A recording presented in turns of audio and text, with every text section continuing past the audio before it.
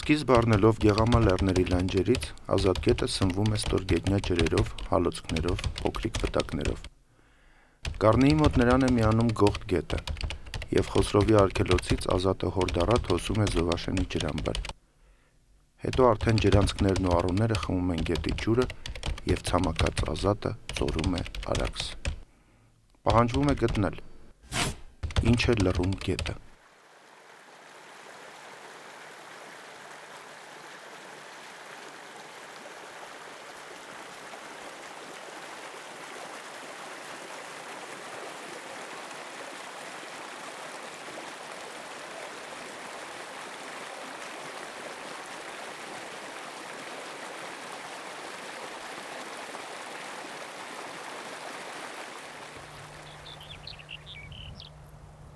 Ավանիկ կոչվող գյուղատեղիում, որը ավելի հայտնի է Քյորփիկենտ անվամբ, Ազատը կիսվում է երկու մասի։ Մի մասը ոռոգման նպատակով խողովակներով գնում է Գառնի։ Մյուս մասը գետի հունով հոսում է էլի դեպի Գառնի։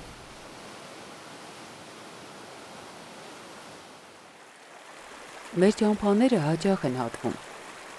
Ոչ այն պատճառով, որ նույն ուղղությամբ ենք շարժվում,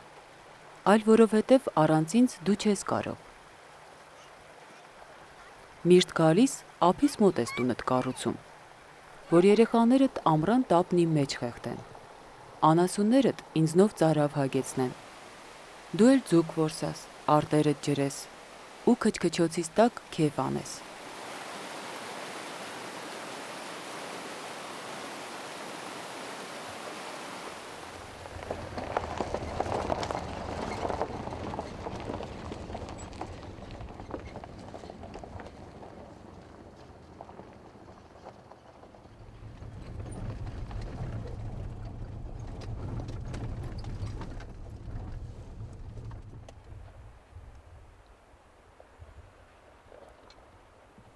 Ավանեկից քիչ ներքև մենք կտրում ենք գետն ու Քեղվաձորով բարձրանում դեպի Գել կամ Գեղ։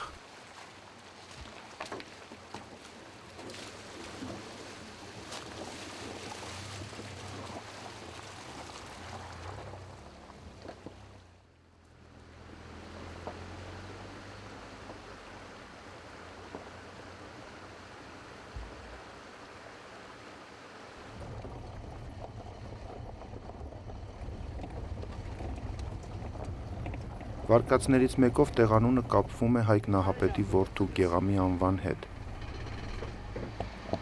Բարև ձեզ։ Բարև ձեզ։ Էս որ գյուղն է։ Յոնասարը։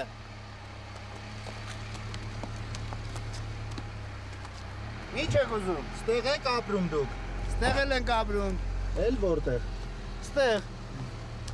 Ձմեռն էլ եք մնում։ մնում ենք։ Քանի տնտեսությունը։ 10-15։ Բա որտեղ ացել։ Հիմնական մնացել։ Հենց այս գյուղի բնակիչներ են։ Իսկ մնը շատ են ընդհանրապես, բայց եթացող գալացող են։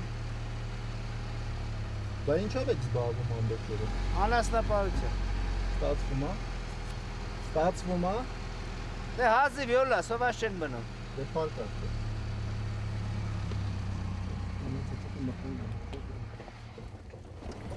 Գել, Գեղ, Քեղ,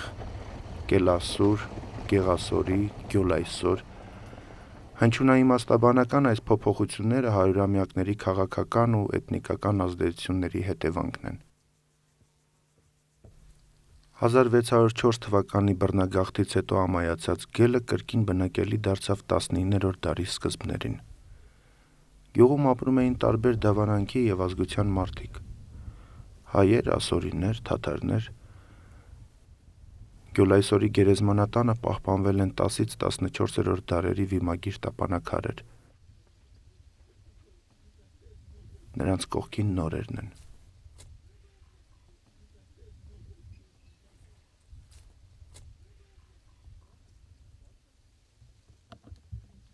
Գերեզմանատնից քիչ հեռու մի բացառիկ պուրակ է, հյութալի խնձորենիներով ու Ստալինի բետոնե հուշարձանով։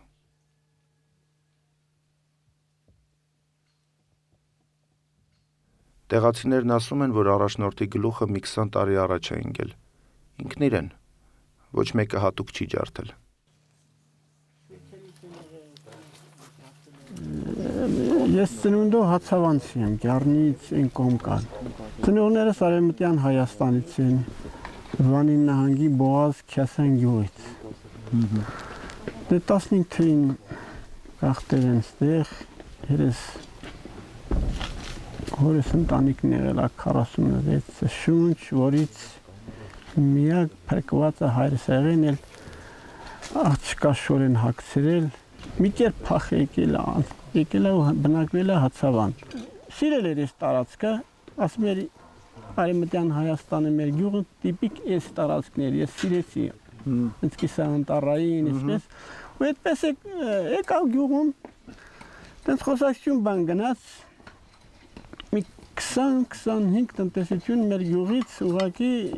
ցանկություն հայտնեցին ստեղ ապրելու համար 48 թվականի մայիսին մենք եկանք ստեղ մի 30 տնտեսություն, 35 տնտեսություն ներգաղթող եկան, մի խելացի ժողովուրդ էին, Պարսկաստանից իհարկե մեծ մասը, դե մի 25-30 տնտեսություն Հացավանից եկան, մեր հետ իհարկե,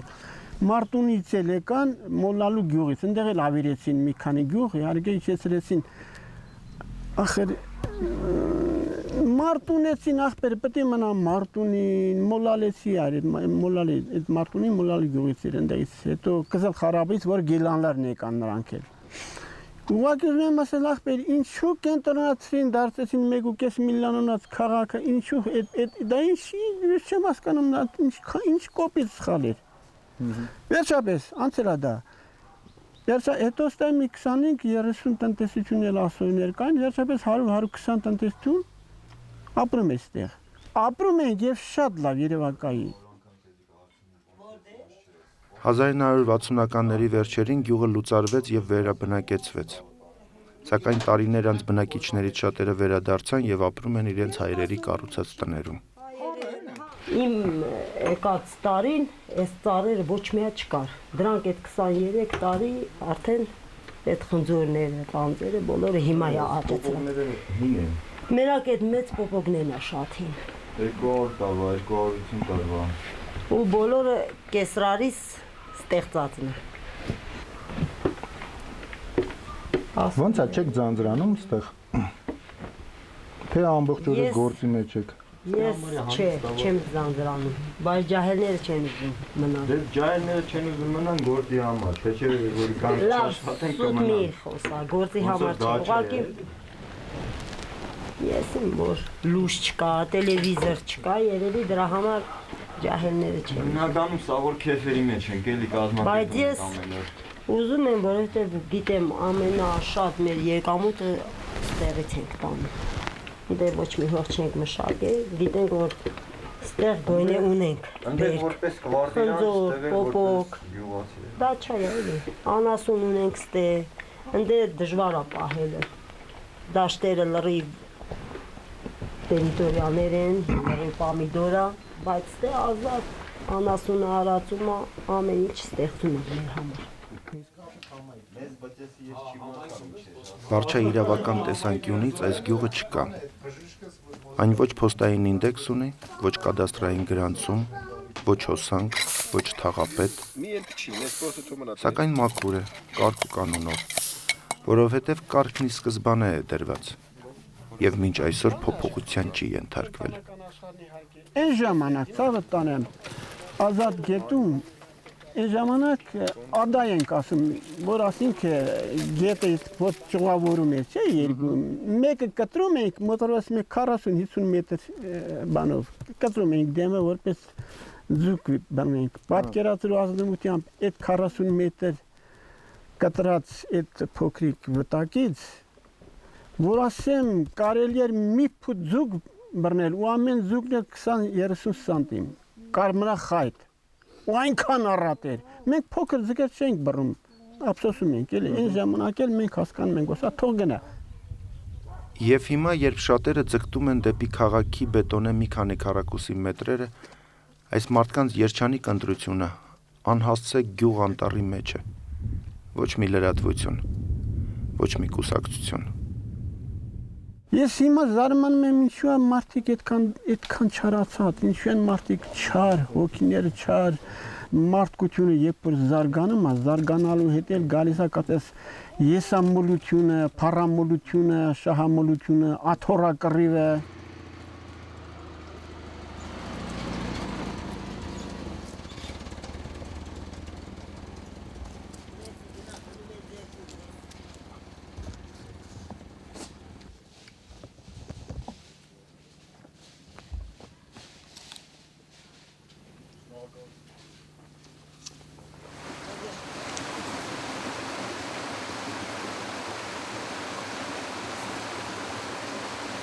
Մենք տարբեր ուղղություններով ենք շարժվում։ Ես վերից վար, դու շրջանաձև։ Քո պտույտի կենտրոնը դու ես։ Դու կարծում ես, որ շուրջդ բոլորը պիտի ծառայեն քեզ։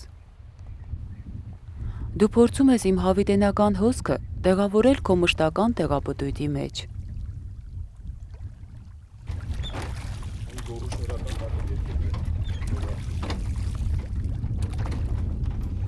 Կարող է հիմա ես բանը անանուն մի բան դառնամ։ Ու դանդաղում, բխտորվում, խեղդվում եմ ես քո այս ջրափոսում։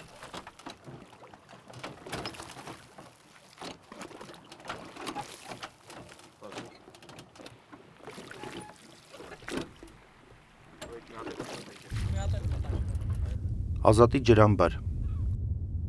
կառուցվել է 1978 թվականին։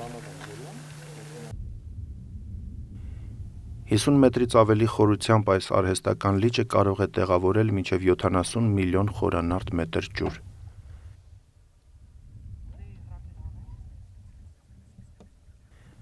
Բայց տարվա մեծ մասը ջրամբարը կիսադատարկ է։ Երբեմն ջրի մակարդակն այնքան կտրուկ է տատանվում, որ չկողմնորոշված ձկները գերի են մնում ազատված ցամաքին։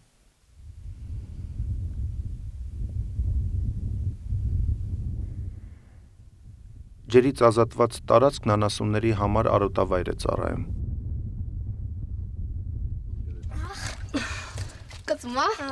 Մնացած լիճն էլ հաճելի հանգստավայր է և լավ որսատեղ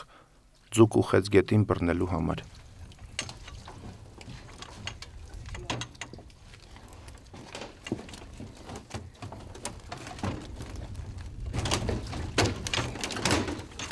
Վերջին տարիներին ինչ-որ մեկն անգամ առիթից օգտվել ու 500 դրամ ոչ պաշտոնական հարկ է դրել ամեն մի ձկնորսի վրա։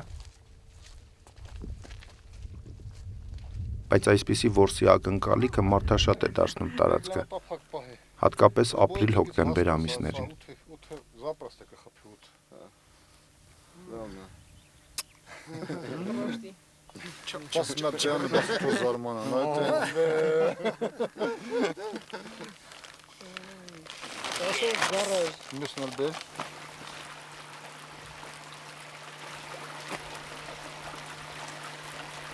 Այստեղ դու ինձ բաժանում ես մի քանի մասի, և ինձանից մնում է անունս միայն, որ հաստատ ես չեմ։ Այստեղից ես էլ պատմություն չունեմ։ Այստեղից սկսվում է քո պատմությունը։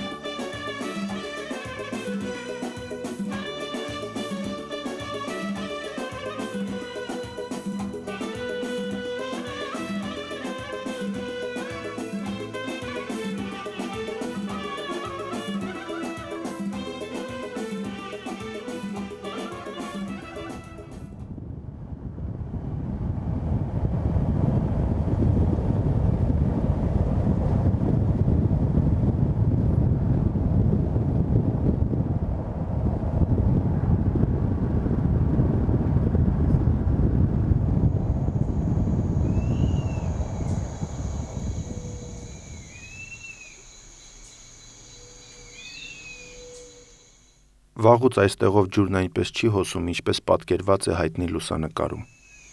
Բարդիներով ու Արարատ լեռով։ Սա երեկվա օրն էր։ Այսօր ջուրը կորել է, բարդիները չորացել, գետի հունն էլ փակվում է աղբով։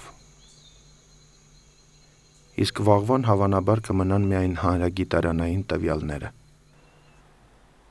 Ազատ գետը Արաքսի ձախ վտակներից է, սկիզբ է առնում Գեղամա լեռների լանջերից։ Ստորին հոսանքում դուրս է գալիս Արարատյան դաշտ։ Ջրերն օգտագործվում են ոռոգման նպատակով։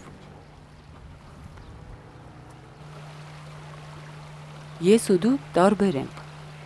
Կարոտներն են մեր տարբեր։ Հավատալիքները ուրիշ։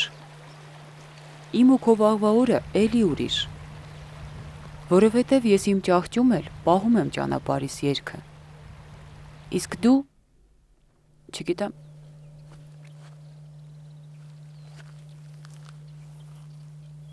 հայ, ես այդպես էլ չիմացա։